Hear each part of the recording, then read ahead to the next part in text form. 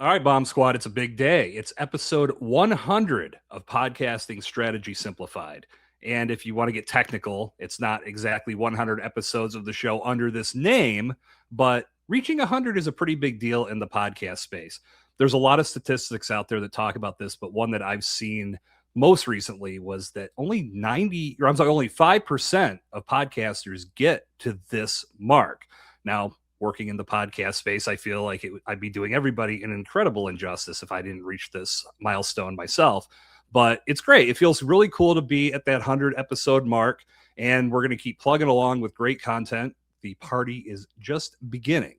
But for today, I wanted to open up and have a good conversation with some good friends of mine. And these are two guys that not only are they friends, but we have gone into business together. We are building the Empowered Podcasting brand. You've heard me talk about that on this show a few times already.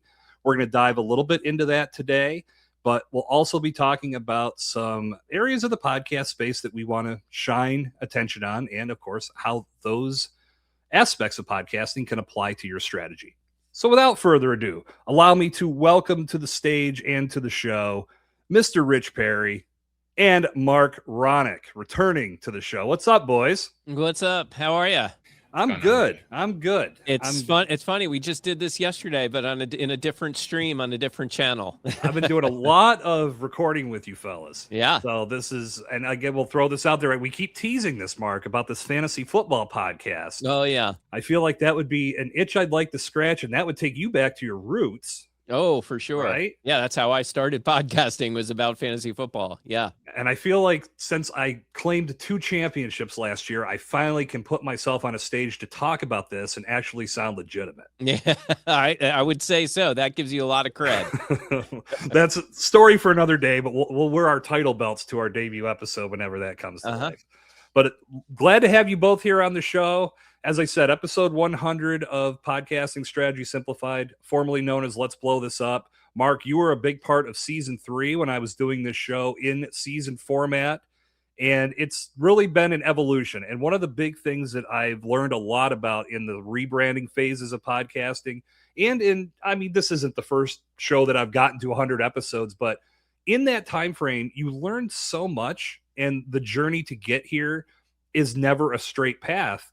I think one of the more unfortunate things in the podcast world is the fact that too many creators don't give themselves the opportunity to experience this because they don't see quick results, and therefore they abandon their show, and then all of a sudden it's, podcasting doesn't work. I can't do this. I whatever excuse they want to use, but inevitably what we've learned, and Marc, you've been doing this longer than me, it's a journey that teaches you a lot. It's a lot of triumphs, a lot of failures, but ultimately when you get here, you can look back on it and say, damn, I've really taken in a lot of great information that I can now use for myself and pass along to others. What do you guys think about that? Yeah, I think it teaches you a lot about priorities and purpose, podcasting, right? 100%. Because to that point that you made, the whole idea of, we get frustrated, this isn't going as planned. Well, the real question is, did you really plan? Did you have a strategy? Do you know what you want to get out of podcasting in the first place? Yeah. Right? Who's your audience? Like, there's so many things, and I'm sure some people that are listening right now are saying, well, I answered that question, but did you answer all those questions I just threw out there? And usually if one or two aren't answered, that's where that frustration comes into play. Yeah. I'll say I would say, I guess it runs adjacent to this. I set up a meeting or a call with a strategy coach, more for marketing, more for sales.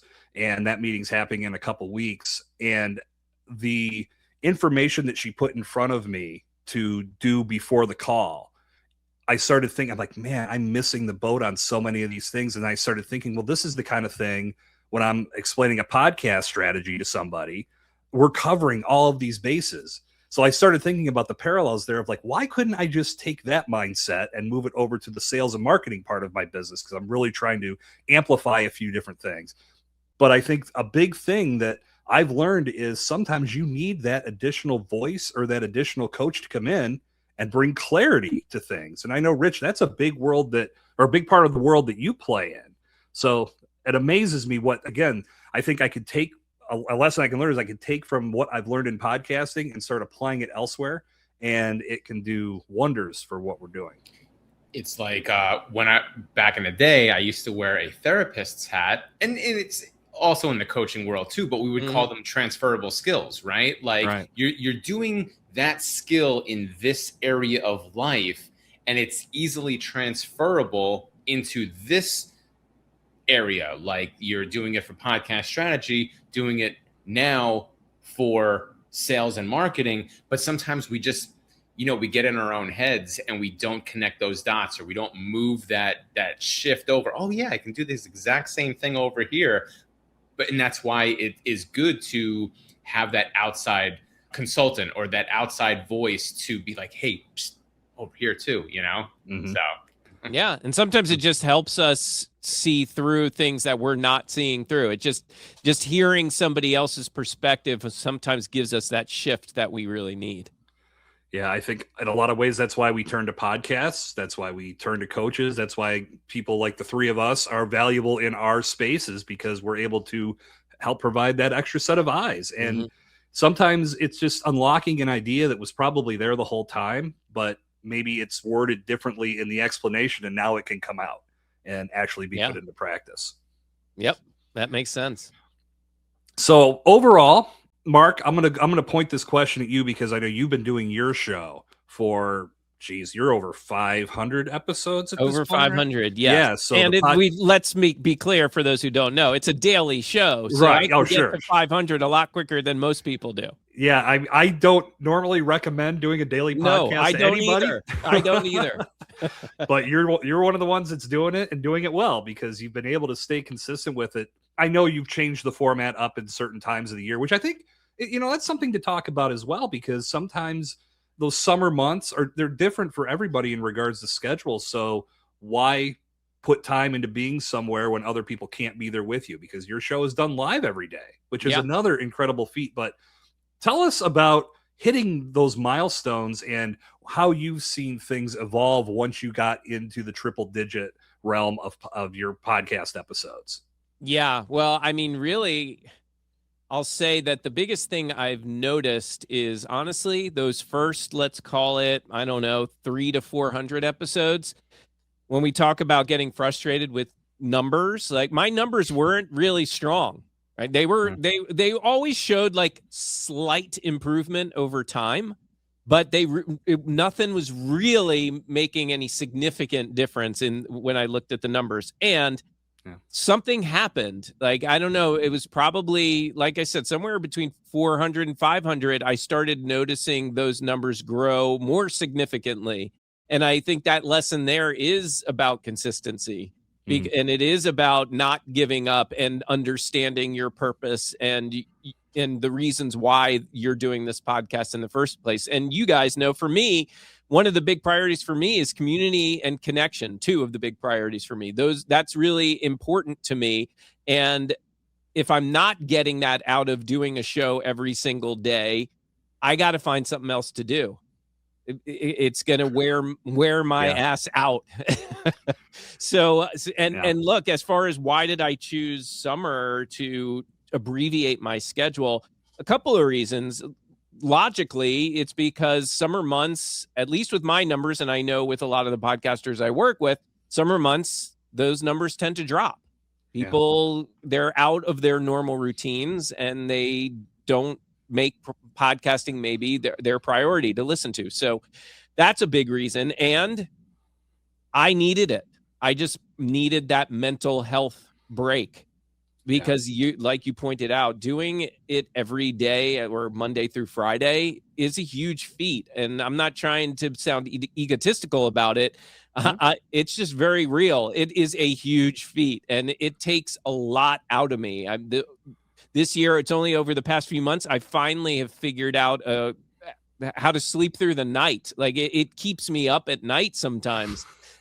Even just the fact that if I wake up at like 3-4 in the morning, then my mind starts wandering because I know I got to wake up soon anyway to do the morning show. Well, yeah, you used to do that show at 6 a.m. Didn't you? Yeah, 6 and then 7 and now 8 a.m. So I'm learning how to treat myself better. by doing that. And it's actually helping the show doing it a little later too. So yeah, I hope I answered your question there.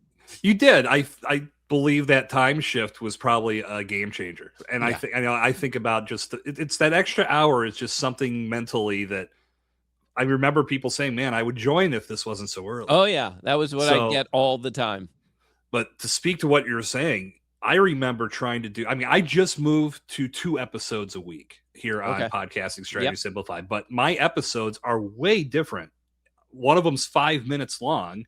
And then the other, if it's solo, it's usually anywhere between 20 to 30. And then if I bring guests on like you guys, we'll probably wrap for 45 minutes to an hour. So my schedule is definitely not as daunting. And even with that less daunting schedule, I can feel the pressure sometimes. So the fact that you're able to get up every day, talk for an hour on each episode, and I know you've got co-hosts that join you on the show. I've been in that seat several times myself, but just the fact that you're able to keep that going, that is a true testament to the belief you have in the content you're building, to the community that you've built around that show. And that really opens up to moving into empowered podcast. I feel like I'm bearing the lead. I didn't want to jump to empowered podcasting yet, but it all spawned from the fact that you took time to develop a morning show that has built a community that now allows us to congregate in person and elevate our skills and our networks to optimal levels. It's pretty cool what you've done, man. Yeah, well, look, when you love community so much, you really put a lot of emphasis on it. You focus on it, you build it, and then you get to really learn what your community wants from you, right? And the big thing that I heard after, let's call it maybe 2 years into it, was, Marc, we got to get together. We want to be in person. We want to meet each other face to face, hug each other, do what we do in the mornings, but do it in person. So that was really what spawned Empowered Podcasting. At first, it was just going to be a meetup among the smaller part of the community. And then I quickly realized, you know what, this could be so much more and still be really valuable to my community. So I worked with my community to build into what we now have as Empowered Podcasting. Yeah, and since we're on the subject, we might as well stay there. Last year was my second year. I've been to both events, and then obviously 3 coming up here in a couple months as we sit down to record. But I know, Rich, I don't believe you were at the first one, but you were definitely there last year, right? Right. Okay. Marc actually pitched me the idea when we were roommates at Podfest that year. Nice. And I was like, oh my God, that's going to be awesome. I can't wait, blah, blah, blah. But I had just started a new job at the time, and I couldn't take vacation time. And it like broke my heart to not be there year one, because he had pitched me the idea months before. And I'm like, oh, this is going to be great. So yeah, I was there in spirit, but not there in person. Yeah. And I was there in body and spirit for some of it. But no, I'm just kidding. I was there for all of it. It was great. And immediately I saw the potential. As you saw everybody come together, it was more so the community part of it. That was really what stood out to me. And you had a lot of people in the room that were anxious to help others grow. And then you had people that were looking for that assistance. So it all meshed together very well.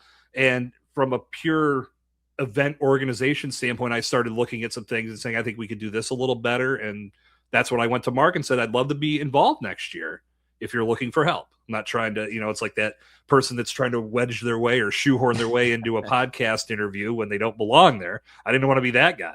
But ultimately, I saw the potential that the Empowered Podcasting Conference had.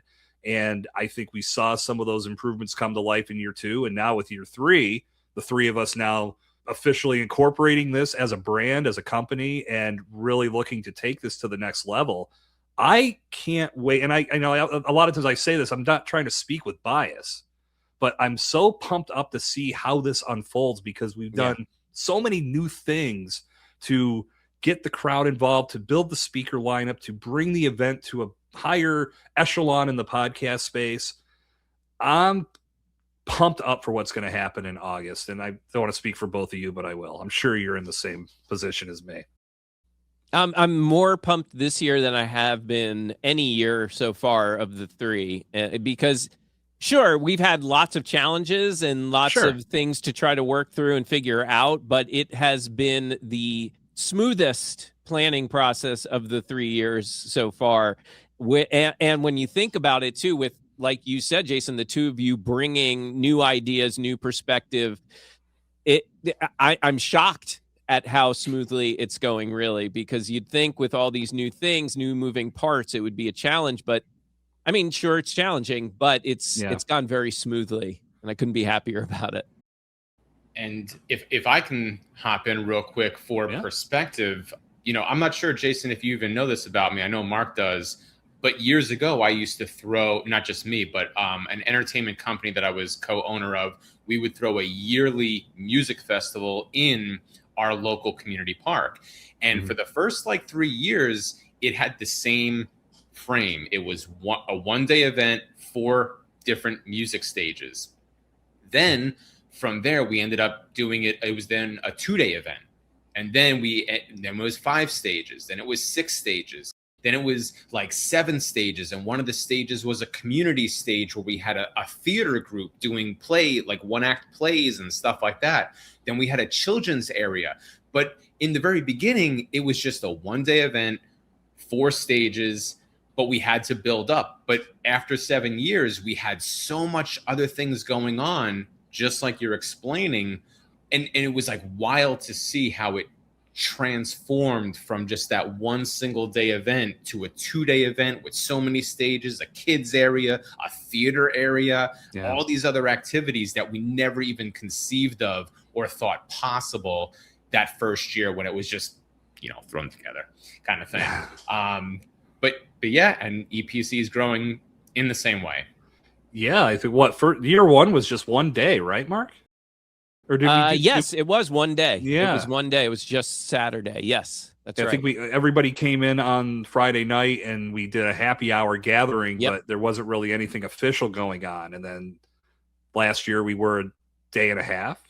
This year, 2 full days plus a mixer on Thursday night to welcome everybody. I think we really have identified I don't want to call it an issue, but I do think when people arrive, to give everybody that opportunity to come together right away. Yep. And to start the networking part of it. That's big. But yeah, it's amazing. And Rich, what you've explained, I think we can all agree, because we've talked about this behind closed doors. What you built in that realm is very big. And that's really not what we want to do on our side. Obviously, evolution, growth, we want it to become a bigger, I think probably bigger in regards to stature, in regards to visibility, but that intimate atmosphere, I think, is that's become our calling card. Most people compliment the fact that it's not intimidating. They can come and hang out with a smaller crowd. They have more access to the speakers that are on stage. It's not where they just come, talk, and then disappear. And I think that makes the event stand out. Yep. I mean, look, we hear that term, and I think actually on our Empowered Podcasting Live yesterday, Shay said, see, size does matter. And it does matter, but a lot of people, when you hear that term, you think size being large, right? But in our case, size matters because we are smaller, quote unquote. We are have a more intimate environment. And yeah, you're right. We get complimented all the time about that. And it's just funny because I think, again, like a lot of podcasters, we get this mentality of, numbers, and we have to have as many as we can. And I think for a lot of us, when we entered into Empowered Podcasting the first year, we did think initially, we want to get as many people as possible. But the moment things started playing out, I knew right away it's got to stay smaller. It's just, the impact is huge. Yeah, I mean, removing logistics from it, and our friends at Podfest and Podcast Movement, they'll tell you, growing that bigger event, it's like the mo money, mo problems thing. You're dealing with a lot more things, and that's okay. If you are equipped to manage it, absolutely nothing wrong with that. But I think with the team we've built and the atmosphere that has resulted from our efforts, it's one of those things you don't want to rock that boat, because it's still coming together. But we've been able to see that the size of it really makes a huge impact and a huge difference. And just for context, I just wanted to maybe explain myself better. When I was talking about the music festival that I was part of, we grew in size. Yes. In our context, we are growing in, we'll say, professionalism, solidifying routines, and just more impact. And that's, I guess that was the correlation that I was trying to draw, that, Sure. you know, now we have the Empowered Podcasting live show. Now it's kind of a little bit, it's been easier this year to get for funding and sponsors, and getting more buy-in from different stakeholders and even buy-in from attendees. We're getting more ticket sales than we had at this stage of the process in years past. So that's also what I meant. Sure. As we're growing. Yeah. Just wanted to clear the air. No, all good, man. No, I think that it's staying power. I think a lot of the, if we can pull a parallel from what we're learning through Empowered Podcasting and building this brand and building this event, how it applies to podcasting is that if you prove that you're here for the long run and you have a solid mission and you're out to actually help others grow, you're not being selfish, you're not being greedy, people start to take notice of that. And from that, your image grows in the way that you want it to grow. And that brings more people in the door. And that's really what we've been about since day one.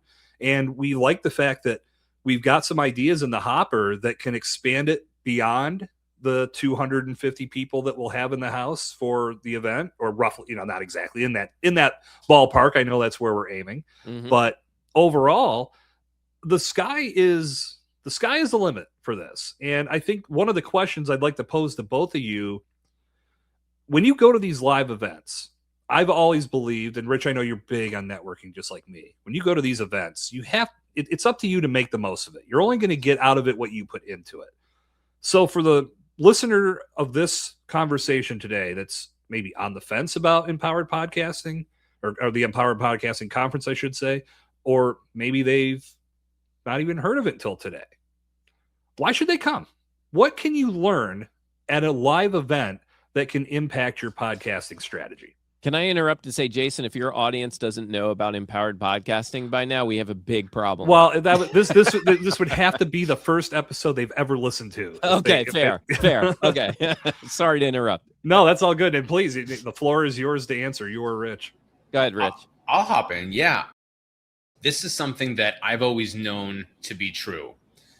And what I always tell people, when you're going to a conference like Empowered Podcasting, think of it like the learning goes on in the presentation rooms, right? But the magic is going to happen in the hallways. Like, yeah, you're going to hear some dynamite presenters up there, world-class presenters, speakers, experts in their field.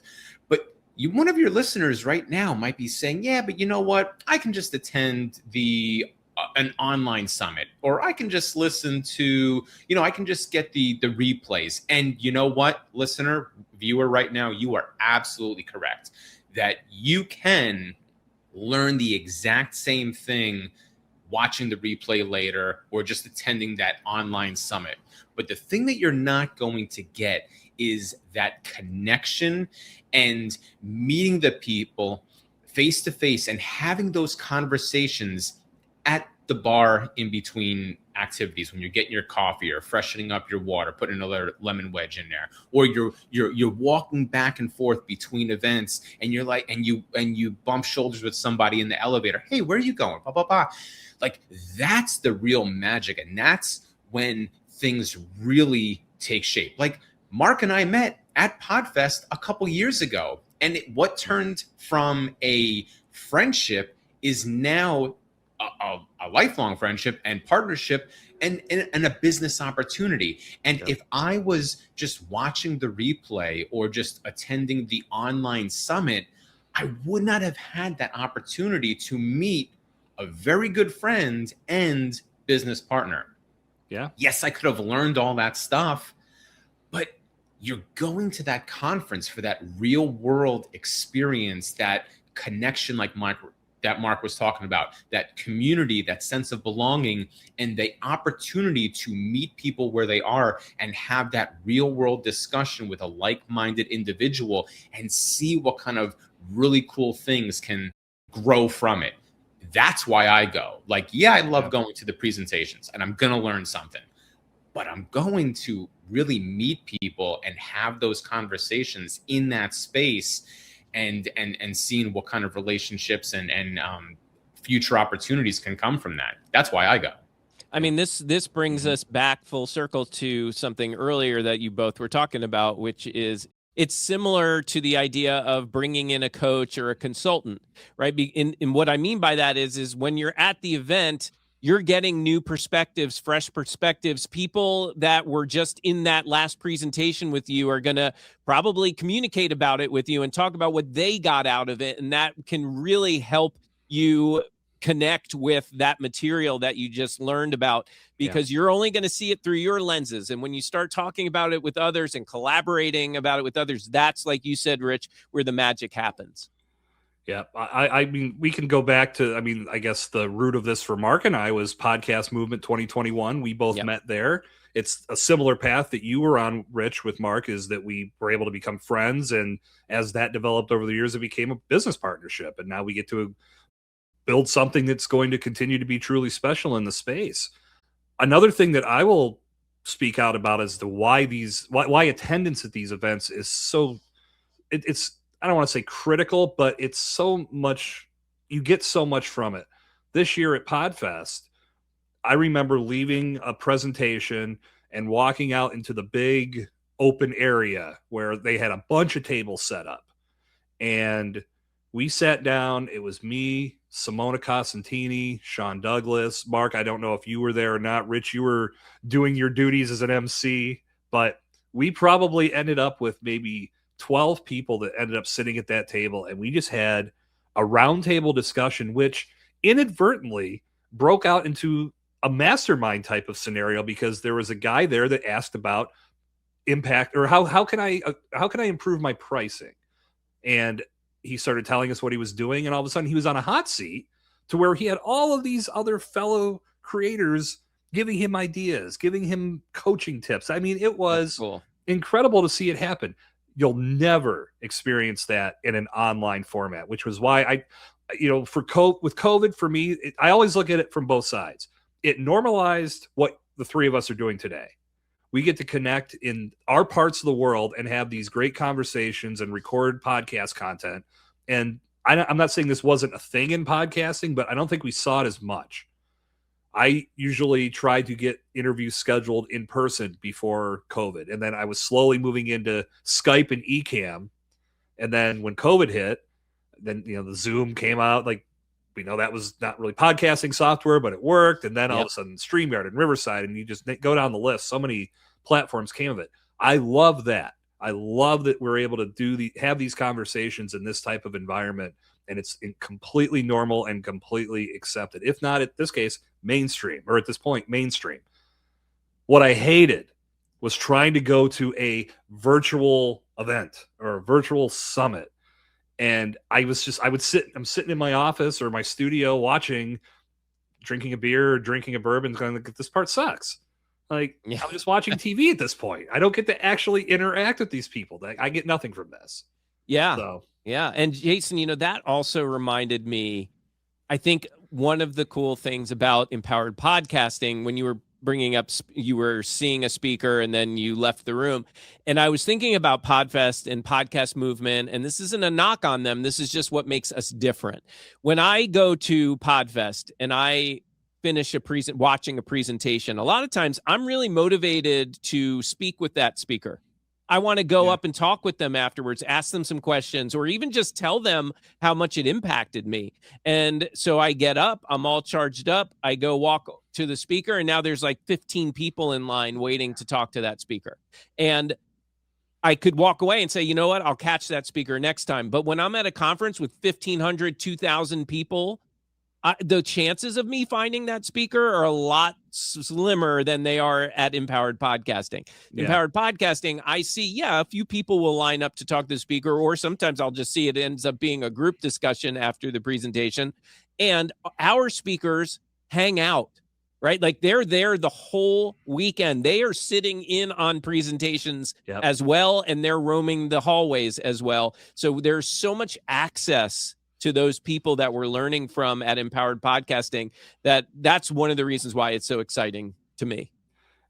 what I want to speak to that story because I'll remember a podcast movement where we met was my first big podcast. Mine event. too. Mine so, too. Okay. So I went into it. In my mind, it was about networking. It was about meeting people, but there was one speaker on the stage that I wanted to meet.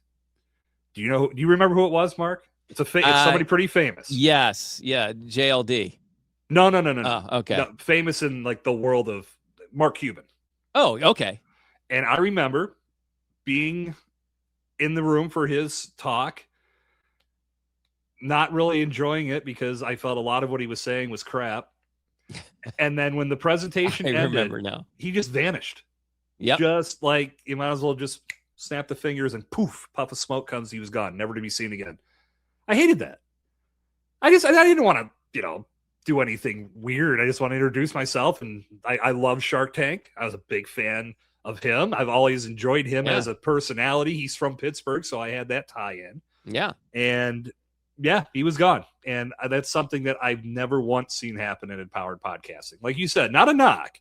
I think it's just that larger environment. And, to his credit, I can understand if he's we don't have Mark Cuban at our event either. No, but he's going to get bombarded if he's just standing in the hallway. Yeah. So yeah, it was. That was one of those things that always stands out because, again, I guess remember a lot of us in that presentation looking at each other going, "What the hell?" I remember talking that. about? Yes. that was the first time I'd ever heard the term podcasting 2.0. Oh, okay. Because that was their big thing. But remember, it was about an app that was going to be the new way of podcasting. And I don't know if that ever took off. Oh, no, it didn't. I think it's gone. I don't know. If I haven't heard a lot of talk about it. Was it Fireside? What was that called? Fireside? I think it's what it was. Yeah. Yeah. And if it's still out there and working, great. I haven't really gave it much attention since that day. Yeah. That was 5 years ago. So anyway, overall, I think the point we're all driving at is that getting to events can have a major impact, and we can wrap up this part of the conversation by saying we watched it happen last year.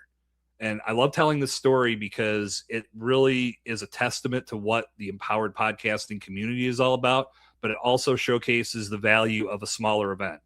There was a gentleman at the event last year, and Mark, I turn this over to you because you were the one that really made this happen. There was a gentleman that voiced his displeasure about the event, that he just wasn't getting anything from it.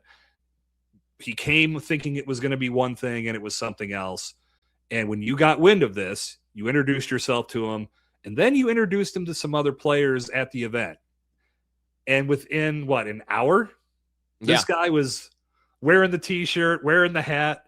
He was full-blown empowered podcasting from head to toe. Yeah. So tell that story of your interaction with that gentleman and why that really for me, it's one of those beacons of why our community is so strong in the podcast world. Yeah. So this was during a PPA panel discussion. Okay. So this was all the Professional Podcast Association representatives answering questions. It was a big Q&A thing. And he had asked a question, and I can't remember specifically the question, but it was around being frustrated with his podcast growth and evolution, and wanted some tips and some guidance. So I gave him some tips, and I think I concluded my tips with, and keep coming to Empowered Podcasting, keep being a part of this community, because I think that will help you too. And he came up to me at the end and said, "Thank you for your tips, and I want you to know I don't plan on coming back to this community." And I'm sure my jaw had hit the floor at that point.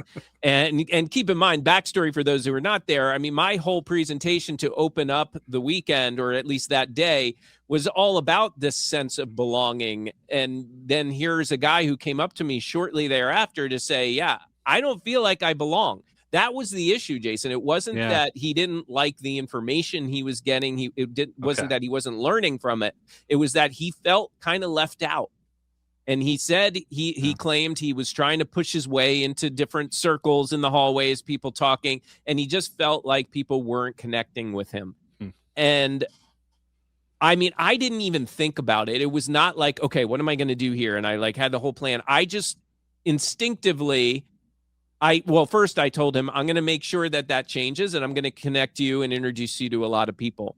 I think I introduced him right on the spot to a couple people right then and there. But then I just started going to all of the extroverts that I knew in this community and pointed him out and told them what was going on. This guy feels left out. He feels like we're excluding him.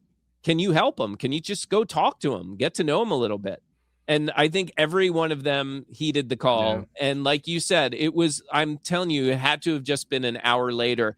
He came up to me. It was like two different people from the first one to the second time that we spoke. His face, he was glowing, his grinning from ear to ear. And he just looked at me and he said, Marc, wow, what a difference an hour can make. He's like, I am thrilled and I couldn't be happier being here. Thank you. And the rest of the weekend, he was just all smiles the rest of that weekend. That night, he grabbed me at the closing party, grabbed me, Marc, I got to take a selfie with you. This meant so much to me. It was night and day difference. And sometimes that's what it takes, right? And again, I don't think that happens at a big event, right? Like, and no shade to Chris Kremitzos, because Chris is a freaking fantastic. He's been a fantastic partner to us in all this, but like, it's hard to find Chris at that event at PodFest, right? And I think that's intentional. I think he tries to kind of lay low, and great, more power to you. Well, and he's moving nonstop. Also, he's always in different one or the spots. other, right? Yes. So, but you don't get that in a more intimate atmosphere, that kind of access so quickly to where you can really make a difference. Because maybe he could have found a Chris at some point at PodFest, but maybe that would have been too late at that point. Right. He might have just given up. Tell you what, there's a lesson in there for podcasters about not obsessing over download metrics and thinking the bigger number is really the key to victory, because Marc just proved that impacting one person can change everything. Yeah. That person is now a committed member of the community, gets what we're doing, wants to be a part of it, understands it, and was welcomed with open arms. It just took a little extra effort. Yeah. Focus on the people in the room. 100%. Whether it's a digital room or a physical room, focus on who's there, not who you want to come through the door. Our favorite analogy, right, Marc, from Travis Brown. If it's, you're ignoring the people that are already at the party as you look past them out the door to the people that haven't shown up yet, you're doing them a huge disservice. Yeah. It's a terrible party at that point. That's right. Yeah. The host doesn't even know why we're here. Yeah, exactly. Man, that's good stuff. So I think to wrap up this part of our conversation before we move into wind down activities, we'd be remiss to not say empoweredpodcasting.com is where you can get your ticket to the event.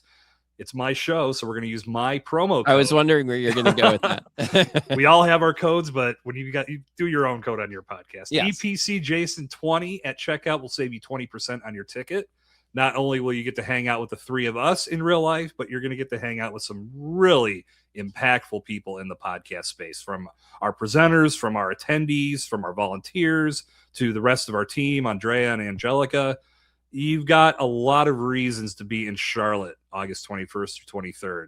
Podcast Hall of Famers. We've got, social media, I don't want to say icons, but people that really know and have grown community on social media. There are people there that are excited and ready to just pour into us and to share their expertise with us. And it's going to be a really powerful weekend. Yeah. Can't wait to see you there. So empoweredpodcasting.com is where you can learn more and get your ticket. You can even get a link to catch our weekly live stream and catch our live stream. Live. Yeah, as if this isn't enough. Right. Come if you to want the live more stream, hang out with us more. I sit like this on that show too. Yes, you do. So one thing you brought up, Marc, that I wanted to tap into was, again, and I think it serves as an extension of what you're going to see at the Empowered Podcasting Conference. You get a lot of guru talk and a lot of professionals saying certain things, and sometimes the messages can get convoluted.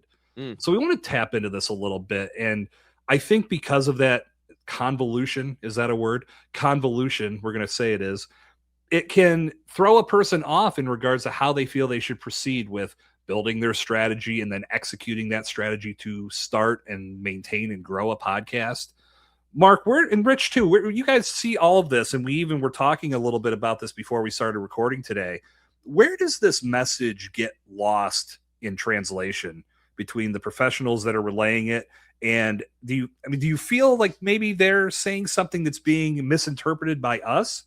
Or is there a combination of a lot of BS out there combined with people that are just not fully understanding what all of it means yet? What are your thoughts? Yeah. So the recent example, for your audience who may not be familiar, Captivate, a podcast hosting platform, they've unleashed a bunch of different monetization options for their users. And Elsie Escobar, who I have the utmost respect for, works for them now. And she put out a video about it, right? It was a really well done, casual talking head video where she's just outside in her backyard talking about these features. And what caught me was how she was setting this all up. And she was calling out other podcast platforms, other podcast professionals who are quick to tell us, quote unquote, you're gonna get rich from adding this feature. Or I think the way she put it was, you're going to be able to get a yacht by the end of all of this, right? Now, I've done that too. I've said things like, other gurus say X, Y, and Z. But it got me thinking when I heard her say it. Is that really true? Are we kind of talking poorly, unintentionally about our quote unquote competition by saying things like that? Because I don't, when I think about, say, a Libsyn or a Buzzsprout, when they add features that can add potentially money in your pocket, I never hear them saying, this is going to make you rich or this is going to make you a lot of money. They say, here's a new feature and this is how it works. This is how you get paid for it if it does work for you. And they leave it there. Right. And on the flip side, a lot of us also will refer to the podcasters that we work with and will say things like, yeah, every podcaster gets into podcasting thinking they're going to be the next Joe Rogan. Do they really? Or why? So I think it's just important, Rich, as an NLP guy, I think you'll appreciate this. I think our words are important. And if we're going to say things like that, we really got to make sure we're going to back it up, because I think it muddies the waters in the industry, right? You can say, don't be fooled, right? Like, don't think that this new feature is going to make you rich, but like, let's not accuse other companies, other people of saying that these things are going to make you rich, right? Does that make sense? It does. Rich, go ahead. I want to give you Jim, because Mark brought up the NLP thing. I think it applies very strongly to this. Yes, absolutely. I agree with what Mark said, both from an NLP perspective, but also from a validation perspective. And it was really brought to my mind when I was going through. I also want to preface that my answer is going down a different angle just for a moment, a different lane just for a moment. When I was going through graduate school for my MBA, the professors were very strict on how you worded certain claims in your essays, in your papers and things of that nature. If you were to say something along the lines of, most people would agree, and the response from the professor is, who's most people? Where'd you get this? Where'd you get this from? Is there a statistic, or did you just pull this out of thin air just to substantiate what just to persuade the reader when you really didn't have any research? There was no research done to it. You can't say most people. You can say 30% of this particular audience agrees based on this survey that I researched. But just to say things along the lines of, oh, well, most people think this way. Most entrepreneurs do this. Who says that? Where did that come from? You know what I mean? So I know I went down a different lane real quick, but it was in support of what you were trying to say. It's an extension of that. Yeah, I think that, when I'm thinking about it, it's actually you're building false credibility at that point. Right, because now people are going to trust that you know what you're talking about, and when you make that false claim or broad claim, that could really come back to bite you at some point. I've always felt like there's a fine line that you walk, because I've seen a lot more of the quote unquote bro marketing lately that's talking about, well, I made this much money and here's how you're going to do it too. It's like, no, you're not, because you can't guarantee that, because what I've always said is they may not have the work ethic that you had. And if you've actually pulled off that accomplishment, great. It's awesome. But you can only give somebody a system. You can't give them the work ethic that helped you get to that level. So guaranteeing it, like you're right, Marc, it's going to put you in a very weird ethical soup because you've made this claim, but someone that has one or two things go wrong, they might say, this isn't working. I'm out. And then they abandon it, and then they scorch the earth by telling everybody else, you're a scammer. You're a liar. You said I'd make $1 million. And like, well, yeah, maybe you said it, but you got to show up, dude. So I just think don't make the claim. And also those folks that lie through omission. I made $50,000 this month doing this tactic, but my expenses were $45,000. Right. I dumped $100,000 into ads. Yeah. Right. Yeah. Yeah. No, that's the point. Well, and that's, I think, something that all of us have to be cognizant of, not just in podcasting, but in the digital space that we exist in. There's so much information that we're going to be bombarded with on a daily basis. You have to develop somewhat of a filter, and you have to determine what's going to work best for you. I had mentioned it at the beginning of the show, how I had just set up a what do we call it? I guess a strategy call with a coach. That took me a long time. I don't typically do that, but she's impressed me for a while, and the way that she got me into her funnel impressed me more. And when I saw how she brought me in, I said, this is genius. I need to learn more from this person. But that is in the face of how many other ads and coaches and podcasts. And again, we're inundated on a daily basis. So your message has to be clear, and it has to be truthful, because I feel, and maybe I'm wrong, but I feel you're going to get exposed quicker these days, because there's just so much out there that people's, I don't want to say their BS meter is up, but their awareness is definitely up. So they're going to be thinking about things in a more practical, logical manner, and hopefully not succumbing to something that's going to get them out of a lot of money with no real gain. Yep. You silenced the crowd. You did. Well, yeah. Mic drop. I didn't even mean that to be a mic drop. I look at that and say, wow, I think that when we bring this back to podcasting and podcasting strategy, this is a big thing to cover up front, so you know not only what your mission and vision is, but it allows you to plot out your content in a logical way, because these are all of the points that you want to cover, whether it be on solo episodes or whether you bring guests on the show to rap about certain subjects. All these points matter because they speak to your overall mission. Here we are talking about something that's not exactly 100% in the lane of podcast strategy, but knowing these things can impact how you proceed, how you build, and then ultimately how your content is perceived by the people that hear it and watch it.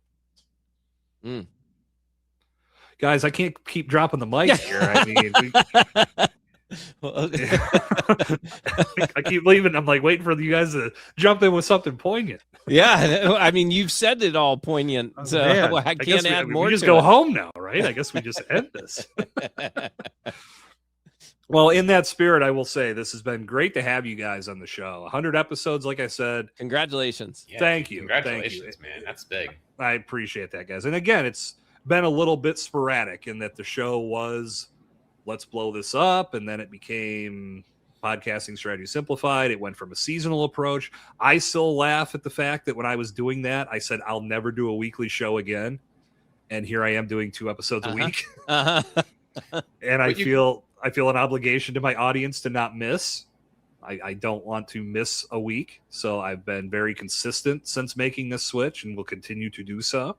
But overall, it's been a hell of a ride. So to you guys, you've been here for it. I mean, in some way, shape, or form, you've been on the train with me. For all the members of the audience, whether listening, watching, reading, however you've been a part of the Bomb Squad, I appreciate you. Thank you for coming back for more content, and thank you for spreading the word about what I'm doing with this show. Plenty more to come. As I said, the party has just begun. Closing remarks, fellas, as we wind this down. Rich, I saw you wanted to say something. Did you lose it? No, I think I was more just congratulating you. Oh, right. What I was starting to say, it's a moot point now, but you rebranded, you evolved, you changed with the times, and that might be another reminder to your audience as well. Like, just because you started down one path, like, you don't have to continue down that path if you find a better way or a way that's more meaningful to you, just like you did. So you're still you're still doing a thing, making the impact. That's all I wanted to say. I apologize. Thank you. No, I think that's a great point, Rich. And I've done that too. I've done that too with my show. We already talked about it multiple times. I've done different things to change it up, and I admit it takes me a while sometimes to make that change. I get stuck in my ways, in the repetition, and I get nervous to change it up because I don't know what everyone's going to think. Is that going to piss people off, or is it going to make things better? So I applaud you, Jason, for making those pivots when you feel like they're necessary. And like Rich, I encourage people to do the same. If it doesn't feel good anymore, it means you got to take a step back and at least analyze what's not working anymore. And can I change that? I think that's really a great lesson that we can learn from what you've done, Jason. Absolutely. Thanks for saying that, Mark. And I will say I was very surprised when I did my research about rebranding the show and talking to different podcasters. It's one of those things where you say, oh, I want to see a red car. So all you see is red cars because now that's where your focus is. I started hearing more and more that so many podcasters at one point in time have changed things up. Yeah. And I think a lot of times when we're in those beginning stages, we say to ourselves, does this mean I failed? Does this mean that I really didn't have it together when I started? No, it just means that you realize that there is a point for improvement and you've reached it. And it takes a little bit of courage to make that move. But once you do, you can start to see the fruits of that decision start to bear. Because I've said this before multiple times here on the show. When it was Let's Blow This Up, I couldn't rank for shit. I made that change. I took the tip from the Podcasting Morning Show about adding my title in the author field along with my name. Started ranking within just a little over a month on the podcast apps. I take that as a win. Yeah. Long way to go, but that's a victory considering I had been pushing for a little over a year and a half at that point and had nothing. So lots to learn in that respect. We're not going to dive into too much here in regards to rebranding. You can jump back to, I believe it was episode 74, where I dove into the rebranding story of this podcast. But Rich and Mark, thank you so much for taking the time to join me here. And looking forward to seeing you both in person at Empowered Podcasting in August. Agreed. Yeah, for sure. Let's do this already. I mean, we talk so damn much. It's like we're seeing each other every day as it is. Yeah, pretty much. We'll be tired of each other by the time the conference gets here. More reason for everybody else to come to keep us all in check. But Bomb Squad, again, thank you so much for being here for 100 episodes. Plenty more to come. As I said, I'll wrap up with it one last time. The party has just begun. So, on behalf of Marc Ronick, on behalf of Rich Perry, my name is Jason Sircone. This has been Podcasting Strategy Simplified. Until our paths cross again, we're here to remind you, podcasting isn't easy, but it doesn't need to be complicated. We'll see you next time.